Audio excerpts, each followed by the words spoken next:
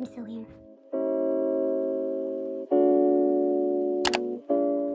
Hello everybody, welcome to my very first YouTube channel.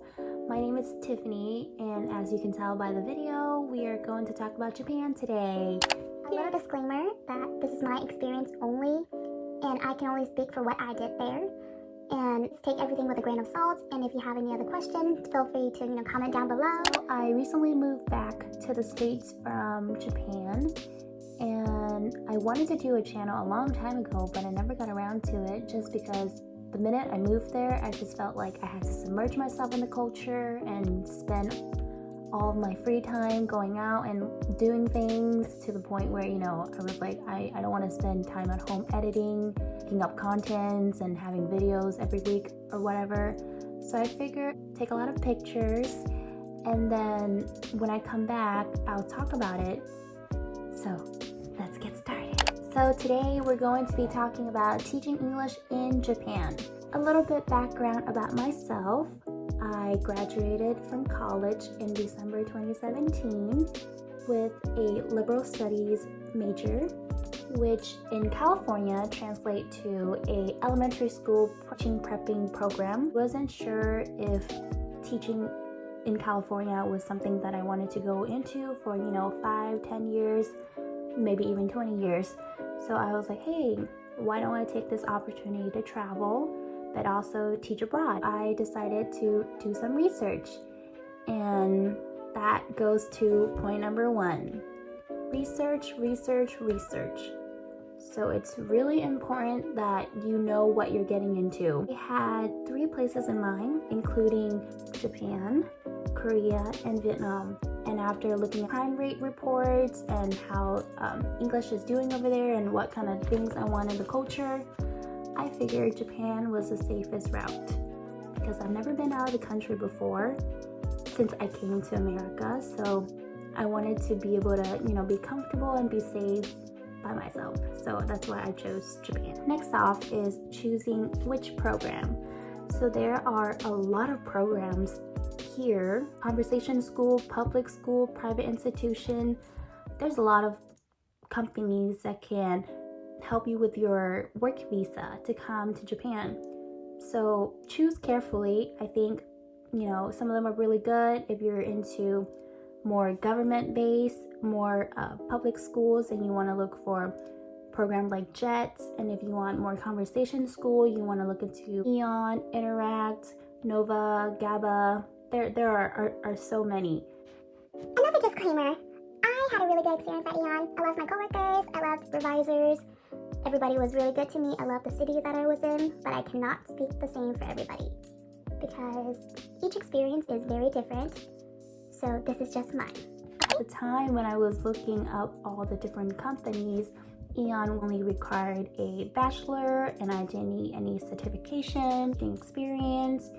And it also showed that they help with moving to Japan and also settling in, getting a bank account. And when I was applying for Japan, I wasn't applying for just one company. I applied for multiple. And AEON was the one that stuck with me the most. They kept in contact with me, called me to make sure everything was okay.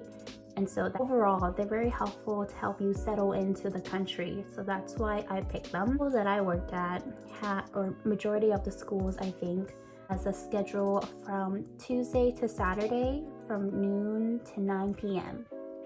This is because it's a conversation school. So they make it convenient for students of all ages to attend, whether it's after school or after work or on the weekends. So that's why the schedule is a little weird. And I do about 40 hours a week with 25 hours of teaching, and the rest are office work, meetings, and sometimes a little bit of overtime, which is totally normal, but that's a conversation for another video. We have over 300 branch schools. So when you actually get through the application process, they'll ask you, how far from the city you want to be, or what region you want to be in, Tokyo area, or Fukuoka area, or Osaka, Nagoya, Kyoto, such and such. A school like this teaches all ages from 2 to 70. I basically taught everybody, so be careful what you're getting into. So if you only want grade school, this might not be the program for you. And you're also required to sell students material every month or every quarter, every week, to kind of make up for school goals that is set by the district. I don't know what they're called in America, because we don't have that kind of thing here. Location and preferences. Get into it, they will ask you, okay, so here are some of the locations that are available. Are you available to come in June, April, May, August, September? So they will try to fit you in whenever your availability is. So for me, I wanted to leave as soon as possible. So the earliest one they had for me was in April. And they did have a few other options for Tokyo area, but I had to wait until August, which I was like, I really don't want to stay in the States for an extra 3 months, because then I have to get a new job. And then once I, settle into that new job, I don't want to quit it. So I was like, I just want to leave as soon as possible. And I chose to be in Nagoya, which is central Japan. Let's just put it as that. If you look it up, it's actually pretty cool. I also requested that to be at a school where 90% are kids, because I'm trying to see if I want to teach elementary school. So I want to, my group to be a little younger, and I didn't really want to teach businessmen, because there are a lot of those. So what are some perks right off the bat? So your flight to Japan is covered. It's a pretty competitive salary compared to other schools in Japan that provide you with a visa.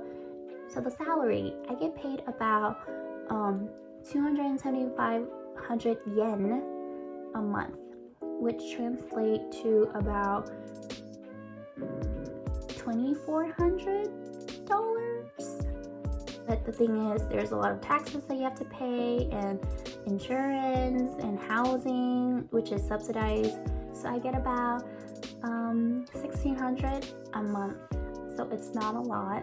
So if you are teaching in Japan, you're basically not earning any money here, and you are not saving anything either, because you are here for the experience. And whether you like it or not, you get 5 sick days in the year that you're here, and you get about 3 set weeks of vacation. So that includes New Year's, Golden Week at the end of April, and then Obon during August. So this is vacation time for everybody in Japan, so it can get really, really busy. So that's also another thing to look into.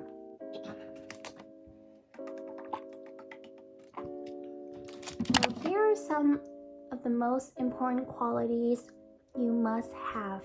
Be open-minded and flexible.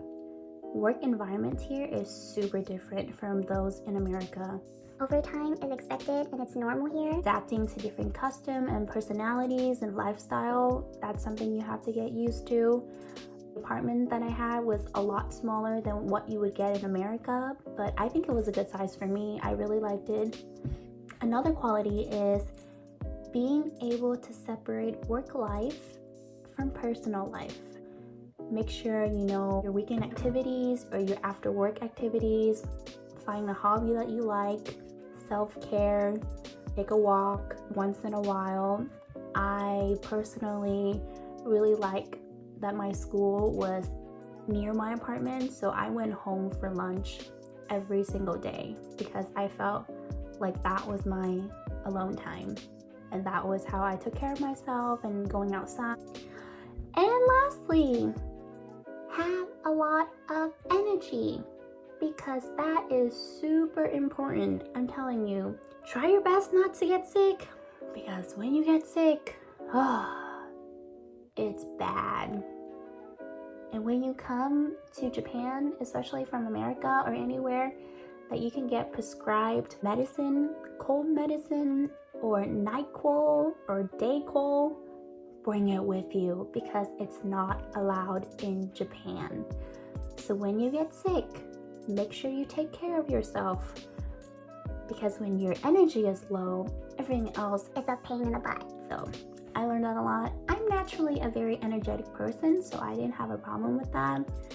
But you need a lot of patience too. A lot of the lessons are repetitive, so sometimes you'll be teaching the same lesson like 3-4 times a day. Have 50-minute classes and then about 5 to 10 minute break, and then you do another class. My school, I had about 5 to 7 classes a day, sometimes 8. So yeah, I could be teaching the same lesson over and over again, but it's really cool because then you get really good at it. The last group of students that you have for that lesson is going to have really, really good information from all the other lessons that you collected. So yeah, be patient, have a lot of energy, it's really fun. Well, this wraps up my video. If you would like to ask me some questions about other things in Japan or anything else that I can answer for you, I'd be happy to. Please comment below. Thank you so much for tuning in. If you made it to the end, thank you. I have been very nervous making this video, but I'm not good on camera and I psych myself out a lot. So thank you so much for staying till the end.